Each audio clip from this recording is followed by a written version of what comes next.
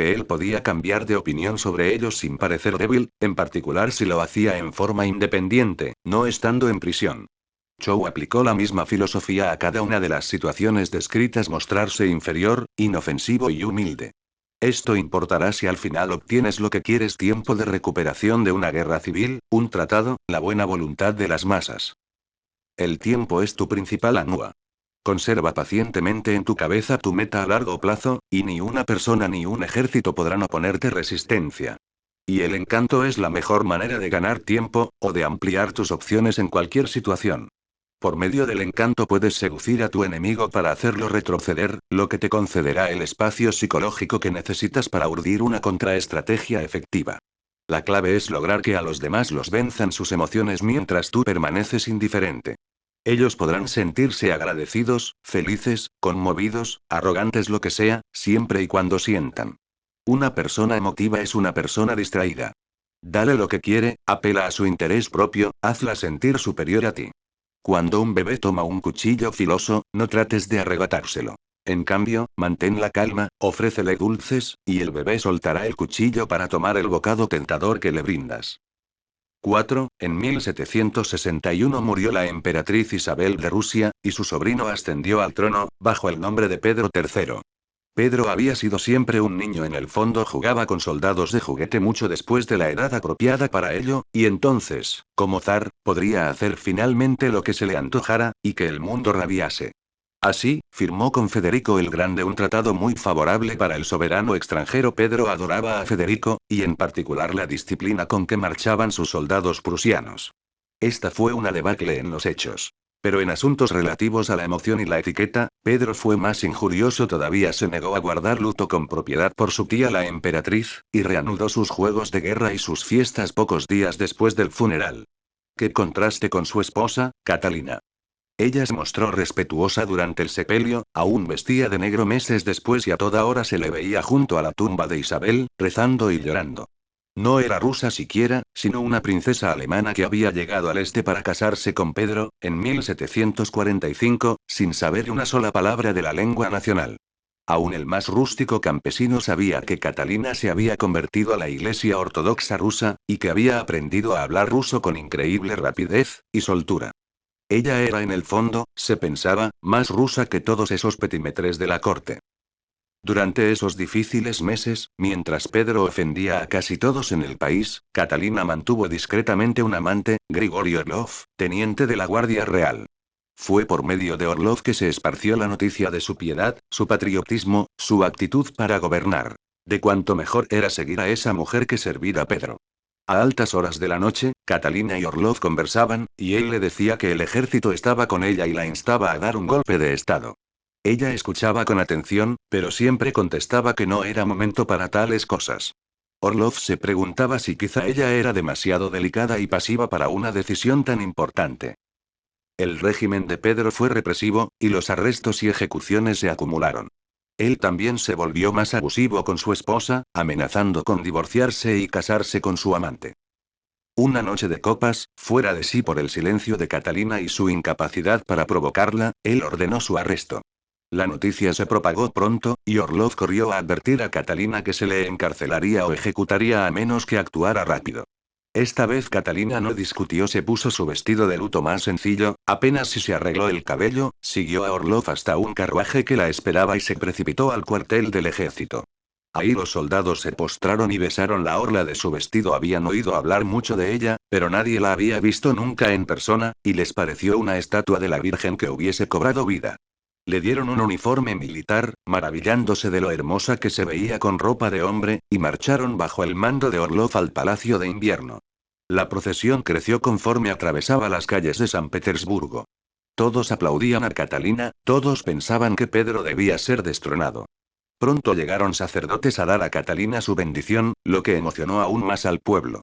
Y en medio de todo eso, ella guardaba silencio y dignidad, como dejando todo en manos del destino. Cuando Pedro se enteró de esa rebelión pacífica, se puso histérico, y aceptó abdicar esa misma noche. Catalina se volvió emperatriz sin una sola batalla, y ni siquiera un disparo. De niña, Catalina había sido inteligente y animosa. Como su madre quería una hija obediente antes que deslumbrante, y que fuera por lo tanto un buen partido, la niña fue sometida a una constante andanada de críticas, contra las que desarrolló una defensa. Aprendió a parecer totalmente diferente con otras personas, como vía para neutralizar su agresividad. Si era paciente y no insistía, en vez de atacarla ellas caerían bajo su hechizo. Cuando Catalina llegó a Rusia a los 16 años de edad, sin un amigo ni aliado en el país, aplicó las habilidades que había aprendido en el difícil trato con su madre. Ante los monstruos de la corte, la imponente emperatriz Isabel, su infantil esposo Pedro, los interminables intrigantes y traidores, ella hacía reverencias, complacía, esperaba y encantaba. Desde tiempo atrás deseaba gobernar como emperatriz, y sabía lo incorregible que era su esposo. Pero ¿de qué le habría servido tomar el poder por la fuerza, haciendo un reclamo que sin duda algunos considerarían ilegítimo, y luego tener que preocuparse siempre de que se le destronara a su vez? No, era preciso esperar el momento indicado, y ella tenía que lograr que el pueblo la llevara al poder. Era un estilo femenino de revolución. Al ser pasiva y paciente, Catalina insinuaba no interesarse en el poder. El efecto fue calmante, encantador. Siempre habrá personas difíciles que debamos enfrentar: el inseguro crónico, el obstinado irremediable, los quejumbrosos histéricos. Tu capacidad para desarmar a esas personas resultará una habilidad invaluable. Pero debes tener cuidado: si te muestras pasivo, te arrollarán. Si afirmativo, acentuarás sus monstruosas cualidades. La seducción y el encanto son las contraarmas más efectivas. Por fuera, sé cortés. Adáptate a sus estados de ánimo. Accede a su espíritu. Por dentro, calcula y espera. Tu rendición es una estrategia, no un modo de vida. Cuando llegue el momento, e inevitablemente llegará, se invertirán las posiciones. Su agresividad las meterá en problemas, y eso te pondrá en posición de rescatarlas, con lo que recobrarás tu superioridad. También podrías decidir que ya basta, y relegarlas al olvido. Tu encanto les ha impedido prever o sospechar esto. Una revolución entera puede efectuarse sin un solo acto de violencia, esperando simplemente a que la manzana madure y caiga. Símbolo. El espejo. Tu espíritu sostiene un espejo ante los demás. Cuando te ven, se ven sus valores, gustos, aún defectos. Su eterno amor por su imagen es cómodo e hipnótico. Foméntalo. Nadie ve más allá del espejo. Peligros. Hay quienes son inmunes al encantador, en particular los cínicos y los confiados, que no necesitan confirmación. Estas personas suelen suponer que los encantadores engañan y no son de fiar, y pueden causarte problemas. La solución es hacer lo que hace por naturaleza la mayoría de los encantadores: amistar y cautivar a tantas personas como sea posible.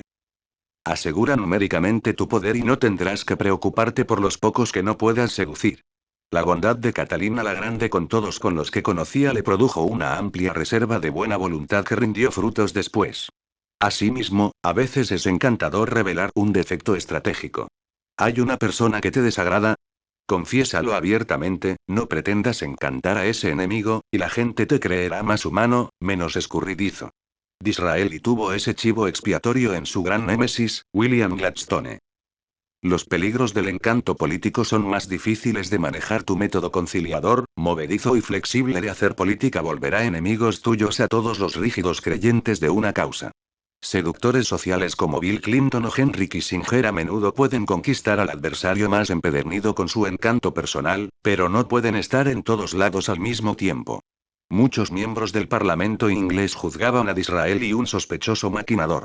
En persona, su atractiva actitud podía disipar esas opiniones, pero él no podía abordar, uno por uno, a todos los integrantes del Parlamento.